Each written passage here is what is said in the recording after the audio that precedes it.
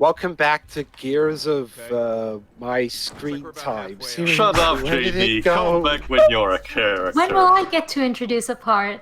No, Shiroi, I'll get back to you. I'll get back to you I'm on sorry, that. a woman introducing a Gears of War game? It can happen. You never know. Wait, Tio, we're no longer in Gears of War Judgment, so we can't have sporadic sexism, which comes up with out of nowhere. Yeah, basically, Deji. That's another thing. That's another thing that I forgot. Hold on, let me explain to Deji because it doesn't know. Sorry, go on. Basically, Deji, to give you an idea, there's a spin-off game that was made in between 3 and 4 called Gears of War Judgment. There's a kid. Of a trial, get it? Judgment. Well, to be fair, what other name could they name it? Anyway, yeah. The basic gist of it, Deji, is that there's a colonel character that's basically giving orders to our main characters. And one of the squad in that game is a woman voiced by Ali Hillis. There's literally a point where they're discussing with the colonel's orders and saying, wouldn't it be better to do this, blah, blah, blah, blah, blah. And then suddenly, the female character literally turns, Colonel, what about the light mass missile? And the colonel responds to her with, and I'm not kidding you, Cadet, leave strategy to men with bars. That is so stupid. There's no other line like that in any of the games leading up to that. No, as far as I've been told. It's literally out of nowhere. It is. I can assure you, Shiroi, it is. For perspective, there are plenty of women who have been in high command that we've seen already in this series. Hell, Anya's flipping mother Helena ranks higher than the colonel in the overall build of it. So Yeah. the sexism thing really... It's like with the Emoji Movie, which tries to claim that there's sexism despite the fact that the female Smiler is the one in charge of everything. Yeah, basically. Well, I mean, to be fair, just because. But I mean, to be fair, just because you have women in just because you have women having as authority figures doesn't mean sexism just stops. No. Absolutely. The problem is in the case of the Emoji Movie is set in a fantastical setting, which really does not showcase the sexism. Oh, sure, you got Hacker talk about how, men are always taking credit for stuff women did, except for the fact that in their world, women are getting credit for what they do. Yeah. It's really something that doesn't make sense in the context of You know the what's interesting, Shiroi? The Emoji Movie is exactly my equivalent. I find that movie to just be boring because if people overhyped its terribleness for me. So I was expecting a major train wreck, and I was just bored because it's just a generic kids movie. It's interesting.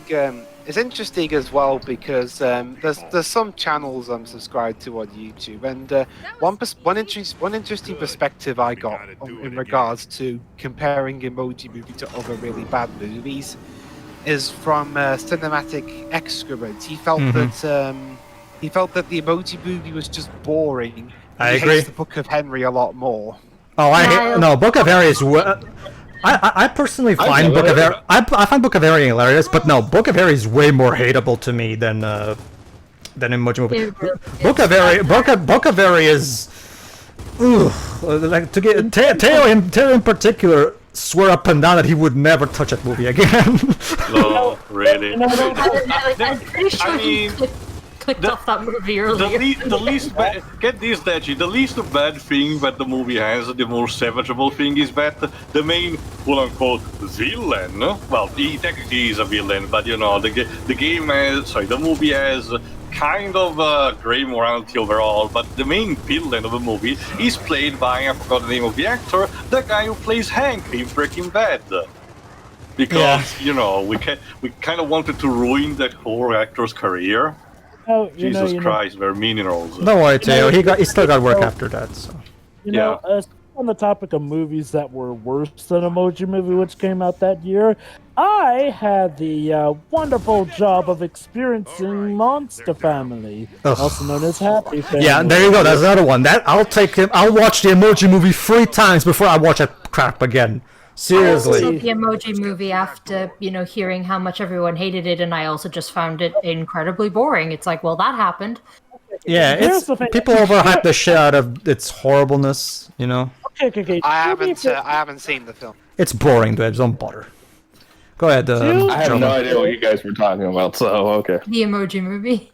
No, Book of Henry, the other thing you were talking about. Don't worry. I'll explain it to you after this. Don't worry. Go ahead, Jova. Go ahead. I can see why people did hype up the badness of the Emoji Movie. The Emoji Movie is by no means the worst movie ever. In fact, a lot of the people who Is it watchable? No, not really, but that sort of ties into my point here. The point a lot of people are bringing up is that the Emoji Movie is the pinnacle of Hollywood laziness. Not only that, but them pretty much disrespecting an entire generation of people deemed as, millennials, thinking that, oh, this is what the millennials want, except no, it's not what they want, essentially. Right?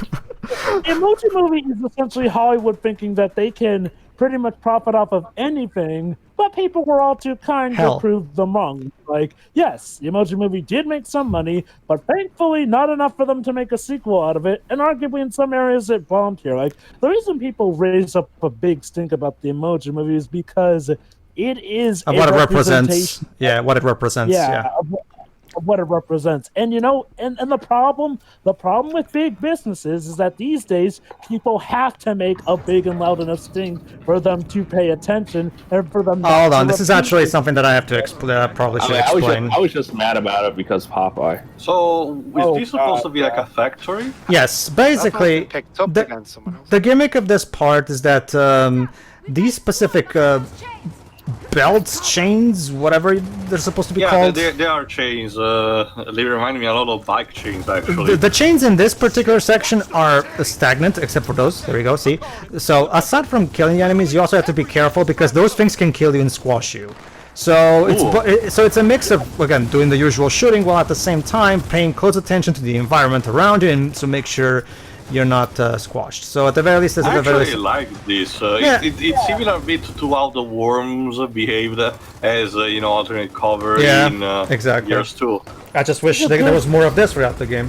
Yeah, I get the sentiment I can get behind. It's a good point in time for me to bring up something that this game has been lacking. The lack of set pieces or level design in general to help mix up stuff here and there. Like, I'm not asking for it to make everything like a minefield or something, but there should be more obstacles or stuff that forces you to have to maneuver the environments better for the single-player campaign and force you to have to think outside the box. Case in point, stuff like these. You can try and use them to your advantage, but they can also just as much hurt and kill you as well. It was kind of something that the original trilogy did have, They had interesting set pieces, stuff that you could use to your advantage, but stuff that could also be used against you as well.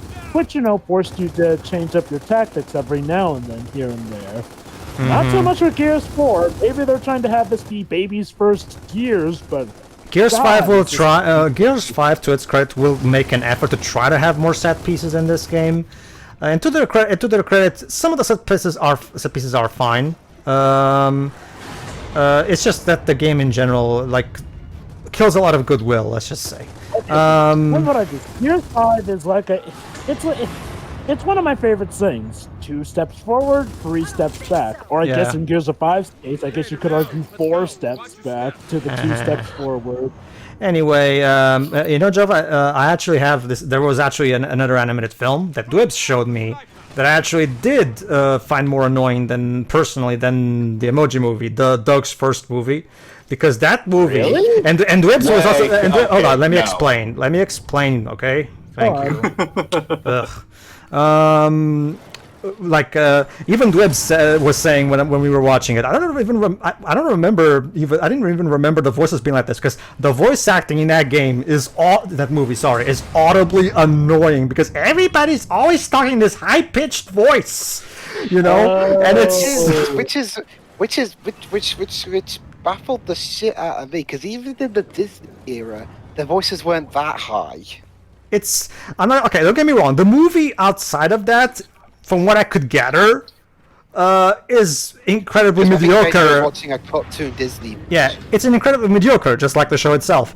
However, the voice acting is just so high pitched, and everybody talks in this squeaky voice, and it's so annoying. except for Herman or Hermione. Doug's first movie is basically an extended episode. Yeah, that's my that was my big issue with it. Doug works fine if it's either in 2 11-minute chunks like the Nickelodeon version, or one 22-minute one like the Disney. 90 minutes though, bit of a stretch. Also, the weird thing about Doug's first movie is like, well, it sort of excused the whole realistic angle that the show had, you know, kind of going for it. And yes, I know some audience members might stick at realism and a show where everyone is like every color of the rainbow. Everyone has the dumbest names. Dwebs, here's the thing. And the main character is literally just a nostalgia critic in his youth. I would like to mention this. Dwebs, here's the thing. You seem to think that there's only 0% realism or 100% realism. There are in-betweens, those two extremes, you know. Not like something can have some kind of, you know, irrealistic element, like let's say The Simpsons, where everybody's yellow. But the show well, at least throughout the first 10 seasons before the plot started getting ridiculous, but that's a topic for another day. For the first 10 seasons, the plots were fairly grounded. And don't get me wrong, there was goofiness and all that stuff, but like there was a foot in reality. That's the basic point. The other foot was in somewhat goofy territory, but like. Not every. It doesn't boil down, Dwebs, to complete realism or complete irrealism. There are middle grounds between those two extremes, you know. And there were some episodes of the show that were kind of weird. Like there was an episode where Doug's dog got put on trial. Let me put Yeah, it was a dumb episode. It was a Christmas episode. Okay. Let me put it this way, Dwebs. Pirates of the Caribbean is not realistic, right? However, well, it has. Okay, go ahead, Jova. What is it? Okay, let him finish his comparison, then we can deconstruct. Well, if Jova's quick, I'm okay with him saying something. Go ahead, Jova. Outside of the curse elements, it is arguably pretty realistic. Well, yeah, that's actually part of my argument, so it helps. Sure. And at the end of the day, I don't really care whether something's Sure. realistic or not, as long as it's fun and entertaining, which I think 98% of Doug is. The movie, though, no. That's not what I'm saying, though, Dubs. What I'm saying is, here's the thing. Pirates of the Caribbean is not 100% realistic. I think that's the best way to put it. It has plenty of fantasy and supernatural elements to it. However, I'm pretty sure you'll agree with me if Pirates of the Caribbean 6 came out and it basically everything was acting like Jim Carrey's The Mask. You know, like everything is a Looney Tunes and everybody's pulling chain guns out of their sleeves or some shit. You know, it turns into a full-blown Looney Tunes cartoon. I'm pretty sure you'll agree with me that this is completely out of whack. Not because Pirates of the Caribbean was never realistic, but because Pirates of the Caribbean... It's trying too hard from what it's attached to. It broke the rules of the universe that has been established up until this point. That's the basic gist of it. I think a better example, look at Indiana Jones. Like, look at all the weird, bizarre things he does. It's still grounded in reality. But... well... I actually agree with Deji, which is one of my personal turn-offs for the series. I failed. Yes, I can understand that. First of all, I disagree with you there, Deji, because there's literally moments, and you're probably going to bring up the refrigerator scene. Let me get to my point. The point is, there's a sense of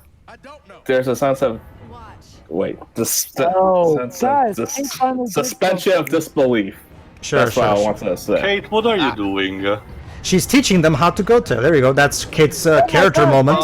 Okay, I will grade this. At least she's doing something. I love Marcus's comment, by the way, that he's a.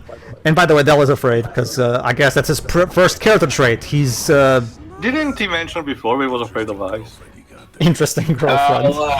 No, I'm not gonna say it. Shiroi, and that line probably sparked a lot of Gears of War fan fictions, most likely. Because that's what this franchise needed.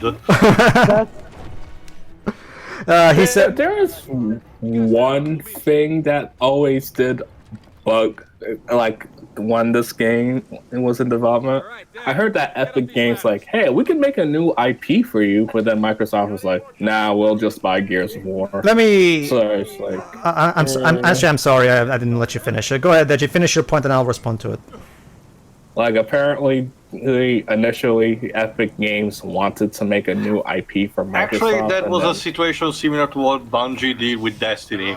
That's why they instead switched to Activision. Basically, Deji, the original thing that happened was the first thing that back when Bungie came up with Destiny, they pitched it to Microsoft, and as their new big thing. Now that Halo was done, according on their eyes. However, Don Matrick didn't like that pitch, and as a result of that, the relationship between Bungie and Microsoft deteriorated, and that's why Bungie went full third party and made a deal with Activision, basically. Wow, Don Matrick fucking. They took the Bungie rope and left. Yeah, but the interest. No, wait. I'm sorry. They Bungie jumped ship. Yeah. See, here's the thing, Deji. I think you and Taylor are misunderstanding the idea of of what the adventure serial genre is all about. The adventure serials from the 40s are meant to be super unrealistic and full of wacky things where the heroes survive practically everything that should normally kill a human being.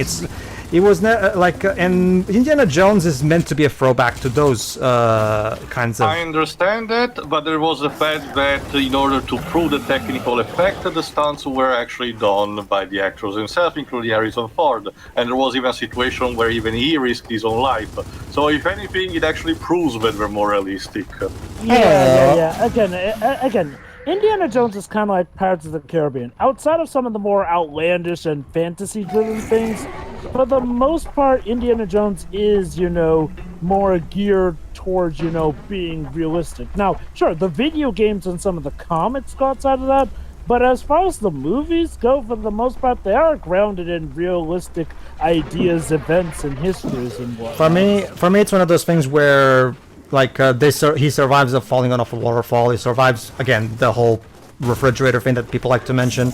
Like I said, those are kind of like the exceptions to the rule, the occasional Outlander stuff.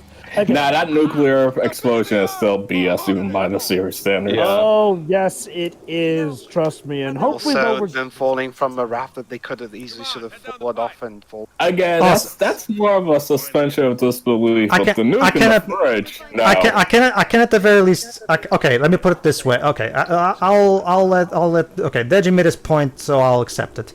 But I will say this to you. You didn't seem to mind very much when Kaine managed to survive multiple stabs to the fucking chest in Nier. There's a in-story reason for that. I know, but it's never explained that well, but whatever. Anyway. An explanation be an explanation. That is. Yeah, but Jovi, it also has to be a good one. Oh, yes. There's a difference between being a bad one and the non-existent one. If the explanation isn't good enough, you might as well have not made one at all. Well, okay, I'd argue that's a little too black and white here. Let me put it like this. A flimsy explanation can sometimes be better than no explanation whatsoever. It really depends on... Oh, God, the magic. Exactly, magic. You don't have to explain it. That's a lazy excuse. All right. Exactly. That is just downright lazy. Anyway, Pedro, what's going on right now? Yeah, to get back to this, basically the idea is that we're supposed to get to the top of the tower so that Marcus can communicate with Baird so he can call for backup. Yes, Baird is going to make his cameo very soon, and he's going to bring in some help. At the end of the game. I guess technically, well, Teo, what do you want me to tell you? To be fair, we did kind of see Baird towards the beginning of the game, from the back, mind you.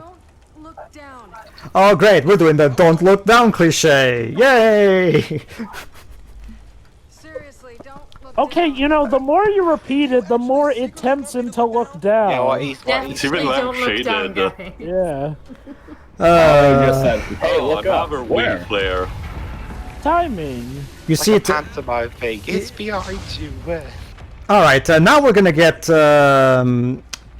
what is supposed to be, I guess, the second character scene of this game.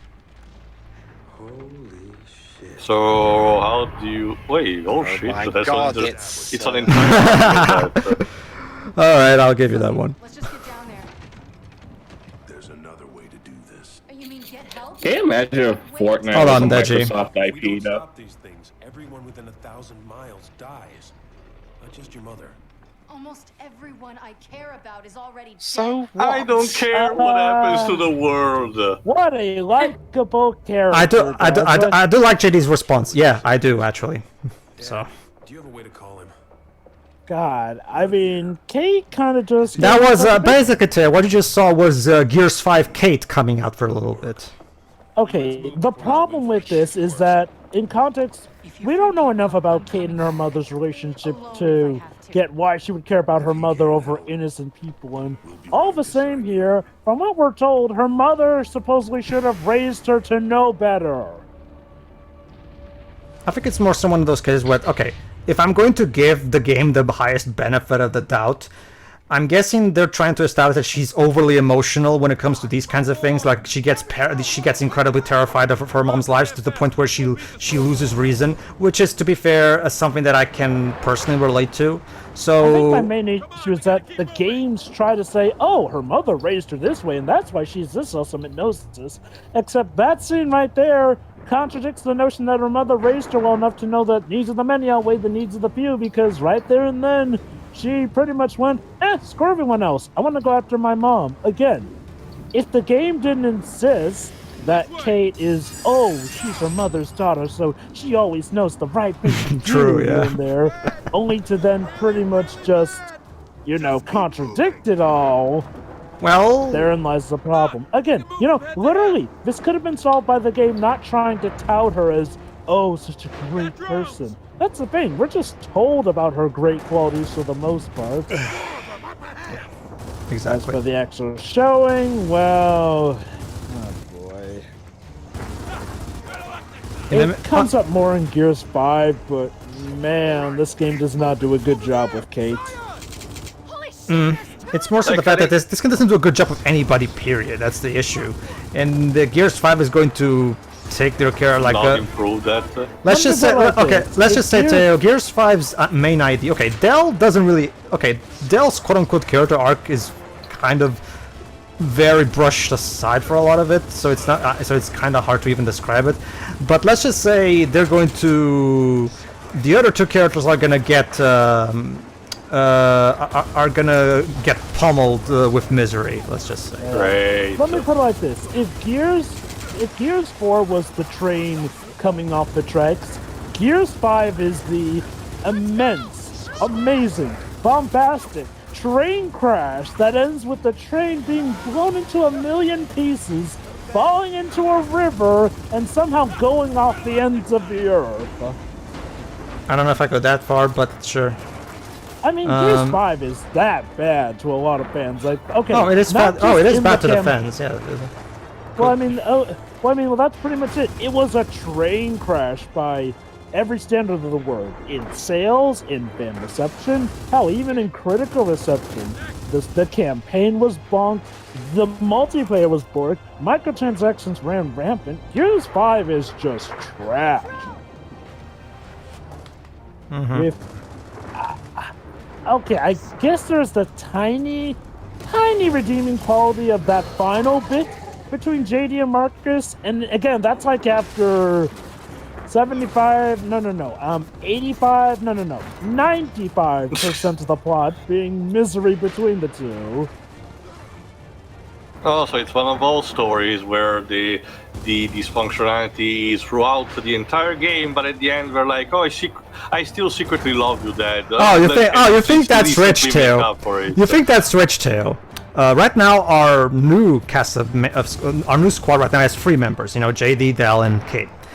Gears 5 is going to introduce a 4th member, and he's a complete asshole in every sense of the word right at the beginning of the game, and that begs the question: why does he tag along? That's the thing, Teo. If I would have to spoil shit in order to. Okay, necessity, I suppose. Not necessity. Again, I would have to go into spoiler territory. I'll just leave with that until the main game. Go on. The basic point, Teo, is and then, Teo, there's an entire second act. The entirety of Act 2 is spent off screen, and then we meet him back again. And then we meet about that. And then we meet him again in Act 3. For reasons that I cannot say because spoilers, suddenly, quote-unquote, the kindness of JD has, quote-unquote, as the game puts it, rubbed off on him. So now he's suddenly a much cooler guy now. He had his entire supposed character development off screen. And so you're telling me that they can't write, gotcha. And even though both him and Del argue as fuck in the first act, suddenly now they're willing to save each other and all that shit. It's complete storytelling terribleness. Like, it's so bad. Okay, Des, here's the thing. Ever since Gears of War Judgment, Cliff Bleszinski, the main guy the creator, pretty much the creator and the guy behind the brilliance of the original trilogy, kind of left. Like, okay, he has said that he did want to make a Gears of War 4 of his own, but Microsoft didn't see eye to eye with Epic and all that. So anyway, starting. Well, actually, it's more so Epic Games didn't have the money to fund it, because even Microsoft wasn't willing to fund the whole thing like by themselves. So weird, because in the long run that might have saved them, but yeah, that's because that only changed when Phil Spencer took over Xbox. Phil Spencer was actually willing to fund an entire Gears of War game, which is why he purchased the IP. The problem is that by the time he became the new head of Xbox, Cliffy B, as the fans nickname him, was already out, and as well as most of his other key team members.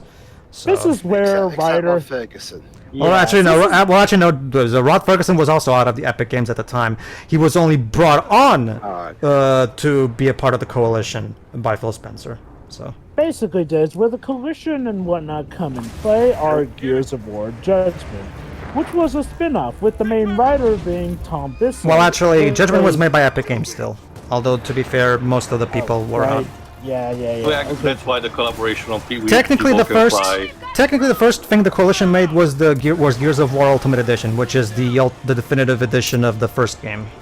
Yeah. I'm sorry, I got the two games mixed up there, yeah. Now, Gears of War Ultimate Edition was actually a pretty good Remakester. Remember, you used that term. Yeah, oh my god. It's more of a remakester than the Crash... Either you or Joe, I did, sorry. Yeah. It's more of a remakester than the Crash Insane trilogy, let me tell you. Basically, the Gears of War Ultimate Edition is a definitive way to play Gears of War 1. It has improved visuals, and even has an added cutscene. Specifically one cutscene that's added.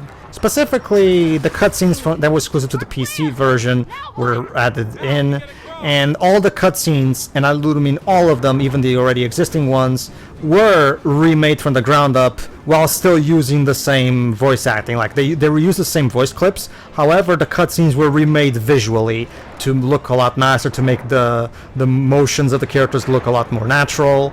All that good stuff. Except for one cutscene which was completely revoiced and whatnot, and that's the one that introduces to us the Queen of the Locust. Yeah, the Locust Queen. It's kind of the same that what happened for the medieval remake, essentially. That's outside of gameplay. The cutscenes were just reworked, but for some they kept the original voice clip for most of them.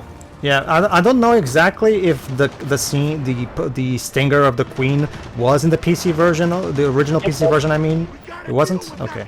Nope. I recall researching back then, but yeah, the cutscene with the Queen was completely new for Gears of War Ultimate Edition. Well, it served as a nice way to start building up the Queen for the eventual confrontation in Gears 3, so I'm okay with that. We're using again one of the catapults. Yes. Basically, Des, might as well say, in case you are here for the bits where it becomes relevant again, essentially, the Queen of the Locust was a human of sorts. This will get explained later on, essentially. But all you need to know is, like, well, she's also dead too, because Marcus took it upon himself to stab her right through when she dared to pretty much mock him and her father, who had just given his life and all here and there. Exactly. It was a clear bout of clout here. Oh, do not get me wrong. The Queen of the Locust was an absolute wonderful villain to take down. It's Yeah, again, he's it's one of part those. the She's one of those failure classic '80s action villains that you love to hate, and it's so satisfying when the heroes finally kill her. You know, classic. Classic catharsis factor. Yeah. How about this? Think of Maleficent if she were in an 80s movie. That's pretty much how I would describe it. And by that we mean OG Maleficent, not the feminist revision Yeah, Maleficent. even a voice actress kinda like sounds a bit like Suzanne Blakesley. Yeah. Wait, Wanda?